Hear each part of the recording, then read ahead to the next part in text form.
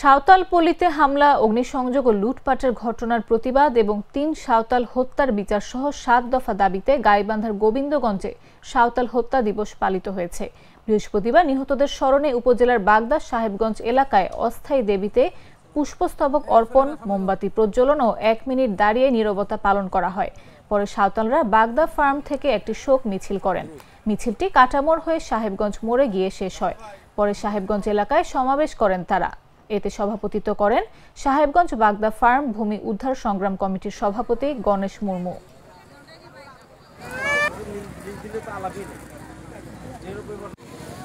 পাঞ্জাবি শাসক গোষ্ঠীর যে নিপীড়ন, সেই নিপীড়ন থেকে মুক্তি পাওয়ার জন্য আমরা যুদ্ধ করে দেশকে স্বাধীন করেছিলাম।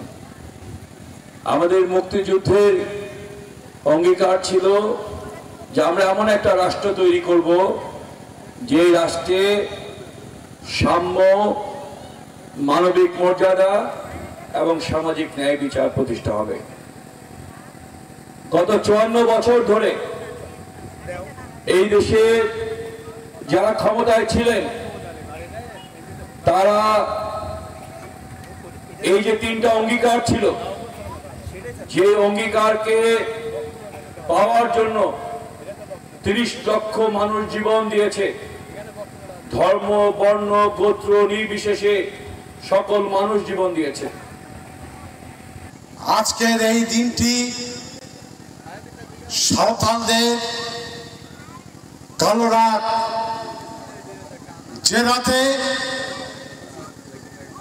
সরকারি পৃষ্ঠপোষকতায় এবং স্থানীয় তৎকালীন সাবেক এমপি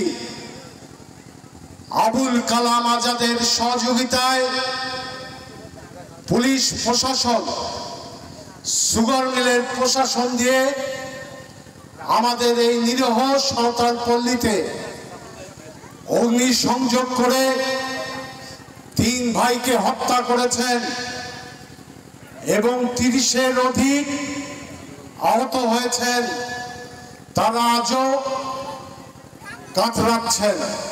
প্রিয় বন্ধুরা আমার, শুধু এটা নয়, আজকের দিন পেরিয়ে গেলেই 10 বছরে পড়বে